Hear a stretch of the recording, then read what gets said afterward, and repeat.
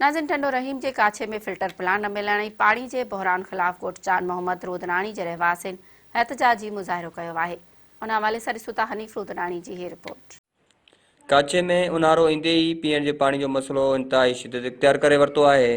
काछे जे ॻोठ जान मोहम्मद रोदनाणी जे रहवासियुनि ॻोठ में पीअण जे साफ़ पाणी समेत बुनियादी सहूलियतूं न हुजण करे एहतजाजी मुज़ाहिरो करे धरणो हयो। ॻोठाणनि मीडिया खे ॿुधाईंदे चयो त खारो पाणी वापराइण सबबि पेट जे मुख़्तलिफ़ बीमारियुनि में वकोड़जी विया आहियूं। साफ़ पाणी न हुजण करे इंतिहाई तकलीफ़ुनि खे मुंहुं ॾेई रहिया आहियूं। ॻोठ जान मोहम्मद रोदराणी जे रहवासी आहियां। पाणी जो बिल्कुलु असां वटि हे 1992 खां वठी बिल्कुलु न पाणी असां वटि मिठो आहे, न पाणी जो को सहूलियत आहे। अली हसन शाहाणी खां परियों ॻोठ आहे, उतां भरे था अचूं। कम से कम इहो आहे त असांजे हर हिकु घर जो 200 रुपया पाणी जे लाइ साइकिल मोटरनि ते ख़र्च आहे। अर्ज़ु असांजो इहो आहे त सदाईं असां दाहूं कंदा ईंदा आहियूं। वोटर बि पीपल्स पार्टी जा ई आहियूं सदाईं।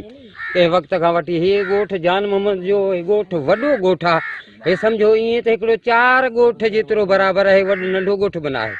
हिते पाणीअ जे लाइ त असांखे माना कंहिं वक़्त खां वठी तकलीफ़ आहे। ॿियो त इहो खॾनि जो पाणी माल मताब असांजो उतां पीए, असां बि उहो ई पाणी मजबूरन को ग़रीब माण्हू आहे परे खां त आणे नथो सघे। जेकॾहिं असां हितां ई खॾनि जा किनो पाणी था पियूं त पोइ बीमारियूं पैदा थी था वञनि। नंढा ॿार, वॾा बुज़ुर्ग, पोइ असांखे तमामु तकलीफ़। हाणे अर्ज़ु असांजो तव्हांखे नुमाइंदनि खे इहो आहे त असांखे को आरो प्लांट हिते ॾिनो वञे, जीअं असांजो कम से कम पाणी जो त मसइलो हल थी वञे। न असां वटि पाणी आहे, जेको नंढा ॿार हींअर पाणी उन्हनि पीतो आहे त उन्हनि खे असां रोज़ु डॉक्टरनि ॾे भॼायूं था त उन्हनि जो सिहत सही नथो रहे। घणनि टाइमनि खां वठी कम से कम 10-15 सालनि वटि असां वटि पाणी पीअण जो कोन्हे। 5 माइल परे गाॾियुनि ते गॾहनि ते खणी वञी उते पाणी भरे था अचूं ऐं राति जो वरी पाणी खुटी थो वञे त असां उहे सूरनि में पिया आहियूं। हींअर खॾा आहिनि, सफ़ा कम जा ई न आहिनि।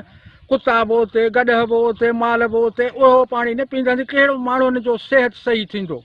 असां त ख़र्चु करे करे थकिजी पिया आहियूं।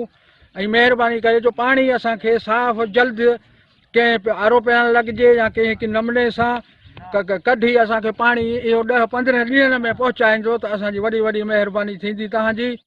मुज़ाहिरीन मुतालबो कंदे सिंध सरकार ऐं तक जे चुनियल नुमाइंदनि खां मुतालबो कयो त जल्द खां जल्द ॻोठ जान मोहम्मद रोदराणी में आरो प्लांट फराहम करे पीअण जे पाणी जो मसइलो हल कयो वञे। कैमरा टीम सां गॾु हनीफ रोदनाणी, मेरा टीवी न्यूज़, ٹنڈو रहीम।